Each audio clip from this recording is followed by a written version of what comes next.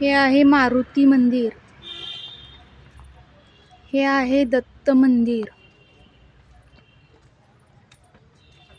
हे दुर्गा माता मंदिर. लक्ष्मी माता मंदिर. हे आहे सरस्वती मंदिर.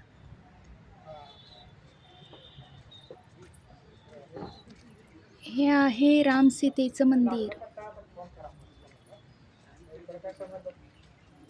हे आहे शिव पार्वती मंदिर.